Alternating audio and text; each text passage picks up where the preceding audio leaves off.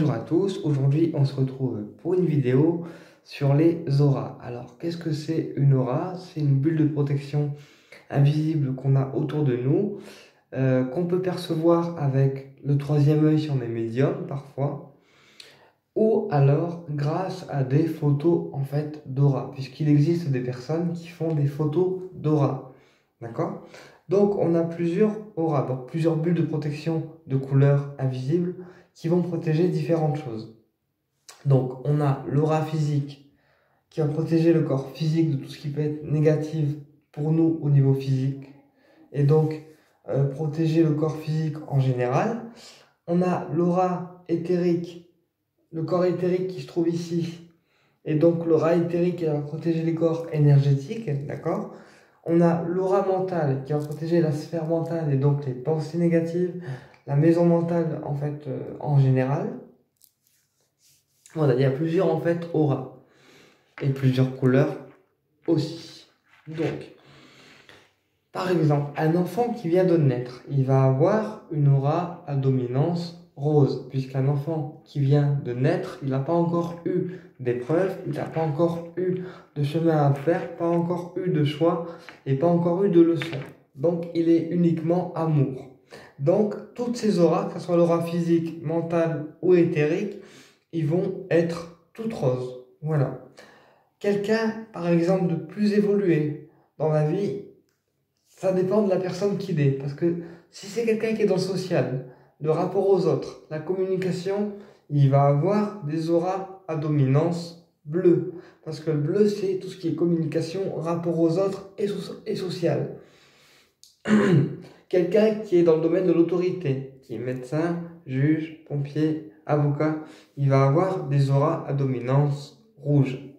Puisque le rouge, c'est le rapport à l'autorité. Et c'est aussi une couleur de force. Voilà.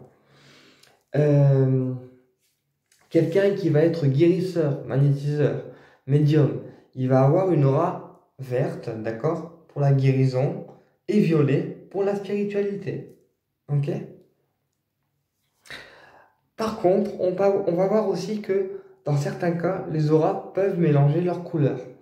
Je m'explique. Un médium qui pratique la spiritualité, mais qui en même temps est sociable avec les autres.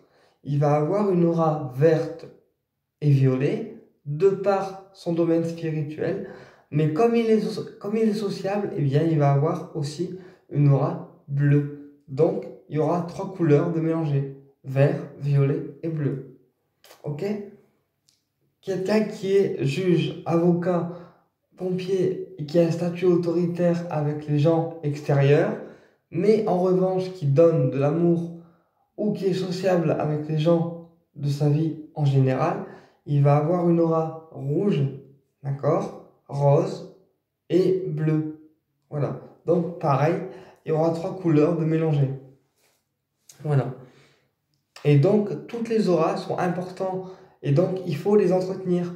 D'où l'intérêt d'entretenir nos corps énergétiques. Parce qu'en fait, si on se soigne pas, si on prend pas soin de nous, si on prend pas soin de notre corps énergétique, eh bien, nos auras peuvent être très très vite fissurées, puisque en fait, quand on sort à l'extérieur, quand on voit des gens, qu'on prend leur énergie, eh bien, nos auras sont forcément impactées. Voilà, puisque les bulles de protection, en fonction de l'environnement dans lequel on vit, eh bien, ils peuvent aussi parfois être fissurés ou troués, ça dépend, voilà. Mais ça dépend dans quel environnement on vit et avec quel genre de personne on vit. Euh, Quelqu'un, par exemple, qui vit dans un environnement sain, avec des personnes qui vont être bienveillantes, avec des personnes qui vont être cool, il va avoir les auras qui vont être clean, parce qu'il n'y a pas de trou, il n'y a pas de fuite. D'accord? Quelqu'un, par exemple, qui a une situation compliquée et qui, en plus, a un métier compliqué, il va avoir parfois quelques fuites dans ses auras. Et donc, il va avoir ses corps énergétiques qui vont se trouer ou se boucher ou se fissurer. D'accord? Donc, d'où l'intérêt de prendre soin de nos corps énergétiques et de nos auras, quelles qu'elles soient. Hein. Alors, c'est pour ça que les gens qui sont contrariés, par exemple, ou qui ruminent trop au niveau du mental, eh bien, ils vont avoir une aura mentale qui va être fissurée ou déchirée parce qu'elle aura trop ruminé sans prendre soin d'elle, d'accord? Quelqu'un qui a un handicap physique comme moi je peux l'avoir, il va avoir une aura physique qui va être stable, mais qui peut être trouée à certains endroits. Parce que ben, la maladie fait que parfois nos corps énergétiques ne sont pas toujours très, très clean et très stables. Voilà. Mais ça, c'est la maladie qui veut ça. D'accord? Quelqu'un qui s'entretient pas au niveau énergétique, eh bien, il va avoir un corps énergétique dans un sale état. Et donc, une aura éthérique qui va être trouée, fissurée ou déchirée. D'accord? Donc, c'est pour ça qu'il faut prendre soin de nous à tous les niveaux, que ce soit physiquement, énergétiquement ou mentalement. Parce que si les trois niveaux ne sont pas réajustés, eh bien, on va avoir un déséquilibre au niveau des auras et au niveau de notre énergie vitale. Voilà.